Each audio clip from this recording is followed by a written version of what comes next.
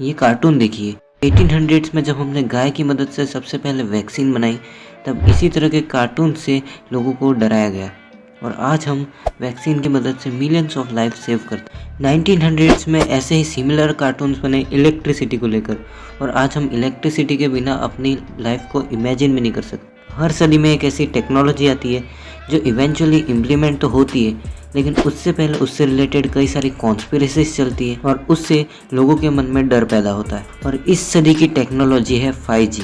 5G के बारे में बहुत सारे प्रोमिसेस है, एप्रीहेंशंस है और कई सारी कॉन्स्पिरेसीज है। आज के इस वीडियो में उन सबको समझेंगे। There's your 5G pulse here. 5G Master. Oh yeah. 5G! There is linking coronavirus to 5G. Lowers your immunity and runs people down. 5G is a weapon. Hi guys, do you know what you're doing now? You're laying 5G. So you know that kills people. तो सबसे पहले हम बात करते हैं कि 5G है क्या। तो 5G लॉन्ग टर्म इवोल्यूशन यानी कि LTE का 5th जनरेशन है। तो गाइस 5G के दो टाइप के बैंड हैं। एक है सब 6 कैटेगरी जिसकी फ्रीक्वेंसी और स्पीड 4G से थोड़ी सी ज्यादा होगी और दूसरी है MM वेव जिसकी फ्रीक्वेंसी और स्पीड 4G से बहुत ज़्यादा होगी। लेकिन एक प्रॉब्लम है, जहाँ 5G की फ्रीक्वेंसी बहुत ज़्यादा है वहाँ उसकी कवरेज बहुत कम है, लेकिन वहीं 4G की फ्रीक्वेंसी भले कम है लेकिन उसका कवरेज ज़्यादा है। यानी कि जितना एरिया 4G का एक टावर कवर करता है उतने ही एरिया को कवर करने के लिए 5G के ज़्यादा टावरों की ज़रूरत पड़ती है और इसी को हम स्मॉल सेल्स कहते हैं, जो कि 4G से 20, 30 या 40 गुना फास्टर हो सकते हैं। जहाँ US में 5G यूज़ होना चालू हो चुका है, वहीं इंडिया में गवर्नमेंट ने चाइनीज कंपनी के इन्वॉल्वमेंट के बिना ट्रायल्स चालू कर दिए। बड़ी बड़ी स्मार्टफोन कंपनी जैसे सैमसंग, OnePlus, इन्होंने भी 5G इनेबल्ड फोन बनाना स्टार्ट कर दिया है। अब 5G सिर्फ फोन में नहीं आएगा, इसके कई सारे फायदे होने वाले हैं। तो अब हम बात करते हैं बेनिफिट्स ऑफ 5G की। फर्स्ट है ऑटोनोमस कार्स, यानी कि कार्स अपने आप चलेंगी और व्हीकल टू व्हीकल कम्युनिकेशन हो पाएगा। क्लाउड गेमिंग, ड्रोन डिलीवरी, मतलब कि ड्रोन के जरिए सामान की डिलीवरी करी जाएगी।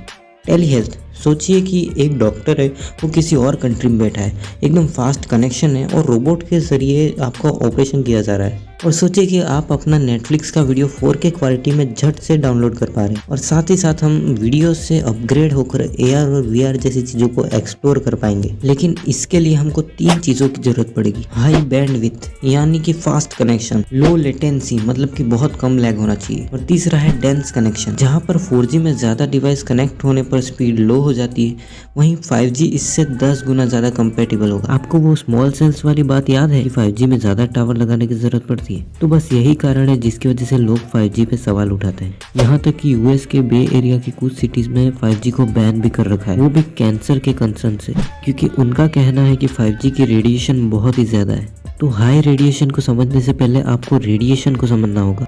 तो ये वेव रेडियो फ्रीक्वेंसीज है जो कि इलेक्ट्रोमैग्नेटिक रेडिएशन का ही एक पार्ट है। तो रेडिएशन को अगर हम एक चार्ट पर रखें तो रेडिएशन 2 टाइप की है। एक है non ionising radio wave, microwave जिससे हम खाना गर्म करते हैं, इंफ्रारेड रेज जिनसे धूप में गर्मी पैदा होती है, और चौथी है विजिबल रेज जो कि हम आराम से देख सकते हैं अपनी आंखों से।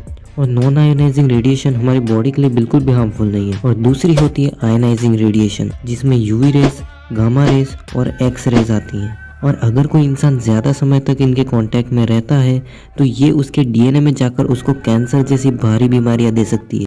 तो अब बात करते हैं कि 5G किस टाइप के रेडिएशन में आता है। तो 5G नॉन आयोनाइजिंग रेडिएशन में आता है, ऐसा रिसर्चर्स और साइंटिस्ट ने हमें बताया है। क्या आपको वो बात याद है कि 5G में ज़्यादा टावर लगाने पड़ते हैं ज़्यादा कवरेज देने के लिए? ऐसा इसलिए क्योंकि 5G की radiation inverse square law follow करती है, मतलब कि इस रेडिएशन में इतनी ज़्यादा फ्रिक्वेंसी होती है कि ये कुछ डिस्टेंस चलने के बाद ही अपनी एनर्जी को लूज कर देती है। मतलब कि जब तक ये आपकी बॉडी को हिट करती है तब तक इनमें इतनी पावर नहीं रहती कि आपको कोई हार्म पहुंचा पाए।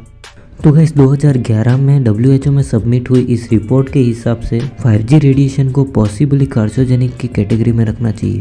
पॉसिबली कार्सिनोजेनिक मतलब कि जिनसे कैंसर हो सकता है। ऐसा 100% नहीं है कि उससे कैंसर हो ही जाएगा।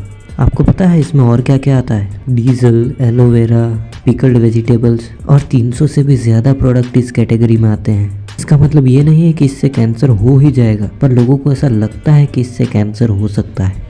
आपको याद है मैंने वीडियो की स्टार्टिंग में 2 कार्टून्स दिखाए थे। वैक्सीन ने मिलियंस ऑफ लाइफ्स बचाई हैं, इसलिए उसके बेनिफिट्स ने उसके साइड इफेक्ट को आउटवे कर दिया। ठीक ऐसे ही इलेक्ट्रिसिटी से भी लोगों की मौतें होती है, लेकिन उसके बेनिफिट्स ने उसके साइड इफेक्ट को आउटवे कर दिया। ऐसे ही 5G के भी अपने फायदे हैं और अपने नुकसान हैं, लेकिन आने वाले समय में एक्सपर्ट्स और रिसर्चर्स इसके लिए कोई ना कोई रास्ता निकाल ही लेंगे। लेकिन गाइस अभी फिलहाल अगर आपको ये वीडियो पसंद आई हो तो लाइक करना, शेयर करना और सब्सक्राइब करना। तो गाइस चलिए मिलते हैं अगले वीडियो में।